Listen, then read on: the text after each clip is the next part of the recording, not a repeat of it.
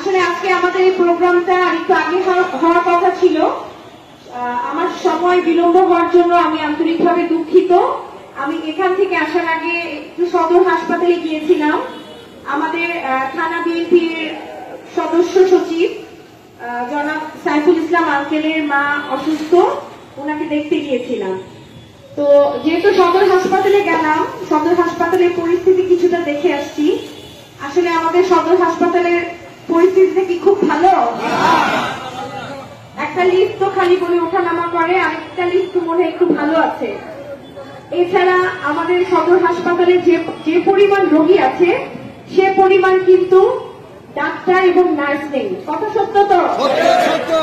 এই মতন অবস্থায় সদর হাসপাতাল উন্নয়নটা অত্যন্ত জরুরি, জরুরি না? তো এই সদর হাসপাতালের উন্নয়নের জন্য আমি জানি না আমাদের যে আগে যারা নীতি নির্ধারক ছিল, আমাদের শেরপুর সদরের দীর্ঘ 17 বছরে আমাদের আতিক চাচা যেভাবে চালিয়েছেন, আমি মনে করি সেটা পর্যাপ্ত ছিল না। কারণ আমাদের শেরপুর সদর এক আসনে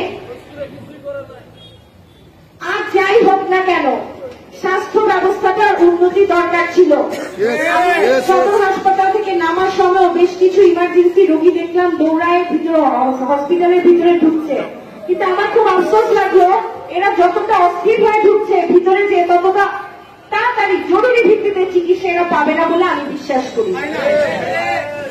এই মতন অবস্থায় আমাদের সদর হাসপাতালের হাল ধরার জন্য আমাদের আসলে এমন একজন নেতা দরকার যে নাকি আমাদের সদর হাসপাতালটাকে উন্নয়ন করতে পারবে।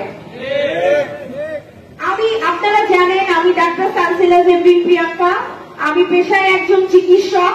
আমার খুব ইচ্ছা করতেছিল যে আমি হাসপাতালে ঢুকে একটু রোগীদের চিকিৎসা দিয়ে আসি, কিন্তু আমার তো আসলে সেই ক্ষমতা নাই যে হাসপাতালে ঢুকে আমি চিকিৎসা দিব। তো সুতরাং এখন আমার যেহেতু আল্লাহ তাআলা আমাকে একটা সুযোগ দিয়েছে যে শেরপুর সদর এক আসন থেকে আমি 2018 সালে নির্বাচন করেছি, আপনাদের মনে ছিল? তো আল্লাহ যদি চায়, তাহলে যদি উপর আল্লাহর নির্দেশ হয়, তাহলে 2026 সালের 22শে ফেব্রুয়ারির যে নির্বাচনটা হবে, দেশনায়ক জনাব তারেক রহমান সাহেব যদি আমাকে যোগ্য মনে করেন তাহলে আমাকে হয়তো আবার প্রার্থী দিবেন। যদি আমাকে সেই সুযোগটা দিয়ে থাকে, সবার প্রথমে আপনাদের সন্তান হিসেবে, একজন চিকিৎসক হিসেবে আমি সদর হাসপাতালে